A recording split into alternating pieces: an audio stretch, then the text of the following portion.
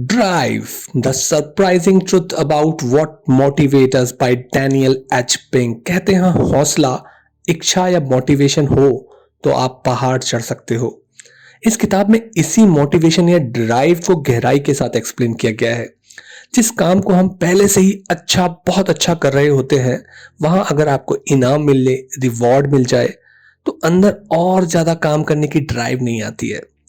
वहां ड्राइव मिलती है सरप्राइजिंग रिवॉर्ड मिलने से, कोई पॉजिटिव कमेंट कर दे तब मिलती है। कई बार हम पढ़ाई करने पर बच्चों पर रिवार्ड और ना करने पर पनिशमेंट सिस्टम अप्लाई करते हैं।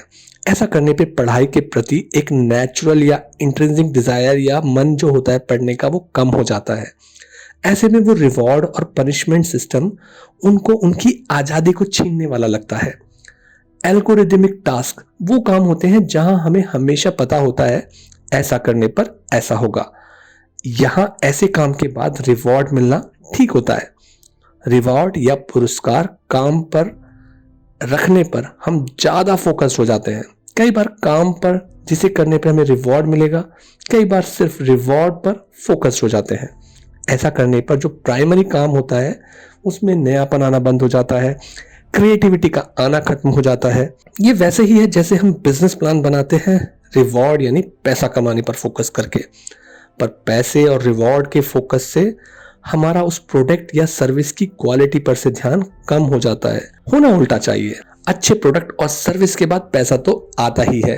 इसलिए जो लोग अपने काम, प्रोडक्ट, सर्विस से प्यार करते हैं, उनमें मास्टरी या एक्सीलेंस अचीव करने के पीछे भागते हैं। वो सारा कंपटीशन खत्म करके सफलता पा जाते हैं, क्योंकि 99% से ज्यादा जनता रिवॉर्ड, पैसा पाने के लिए ही सारा फोकस रखती है। अपने काम, बिजनेस में मास्टरी का पीछे करने वाले लोग खुद को, सर्विस को, प्रोडक्ट को बेहतर करने में लगे रहते हैं। इसे एक हेल्दी गोल रखना माना जा सकता है।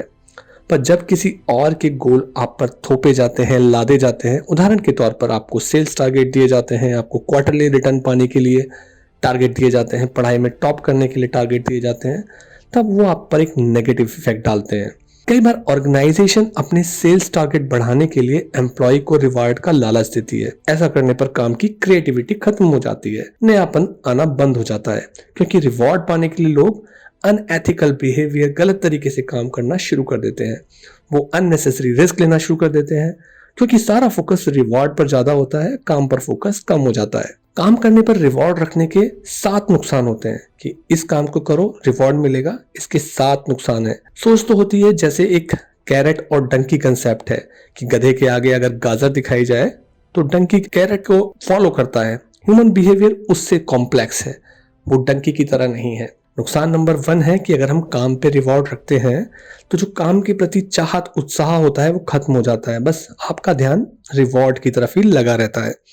काम में परफॉर्मेंस बेकार हो जाती है, काम करने में क्रिएटिविटी, नयापन खत्म हो जाता है, अच्छा बिहेवियर खत्म हो जाता है।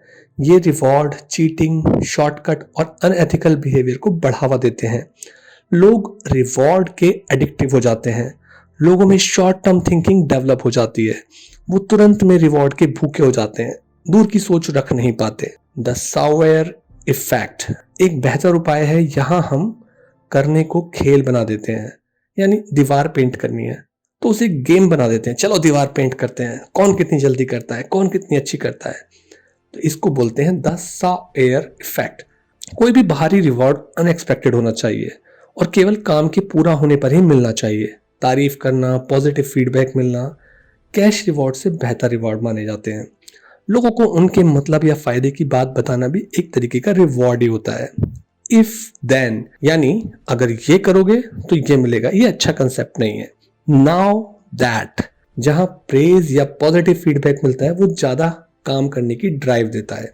सेल्फ डिटर्मिनेशन थ्योरी कहती है हमारी 3 इन्नेट यानी कि अंदरूनी साइकोलॉजिकल नीड होती हैं। पहली, योग्य बनने की चाहत, दूसरों से योग्य बनने की चाहत। दूसरी, स्वतंत्रता यानी फ्रीडम की चाहत, खुद के मालिक बनने की चाहत।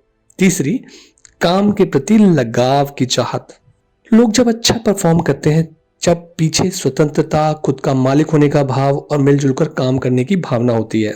फ्लो बुक के अंदर राइटर मिहाली कहते हैं, ऑटोटेलिक अनुभव के बारे में। ऑटो मतलब खुद का, टेलिक यानी गोल या पर्पस। जब हम अपने खुद के वजूद को पूरा करने वाले गोल में एक पर्पस को ढूंढ लेते हैं, स्ट्रॉन्ग पर्पस को, तो हम धारा प्रवाह काम करते हैं, फ्लो में काम करते हैं, जहां काम करते हुए समय और स्थान का पता ही नहीं चलता। फ्लो के लिए गोल में क्लैरिटी और पर्पस का होना जरूरी है। ऐसे गोल ना तो बहुत आसान हो ना बहुत मुश्किल, बस जो हमारी कैपेसिटी हो उससे 2 नॉच ऊपर अगर हम काम करते हैं, यानी अपनी कंफर्ट जोन से बाहर निकल के काम करते हैं, तब जाके फ्लो आता है। साइंस कहती है महान काम रिवॉर्ड के लिए, हमारे थर्ड ड्राइव के लिए होते हैं, जहां हमारी इच्छा खुद को स्ट्रेच करने की होती है और उसमें एक गहरा पर्पस छुपा रहता है। हर दिन खुद से पूछो, क्या आज का दिन कल से बेहतर था?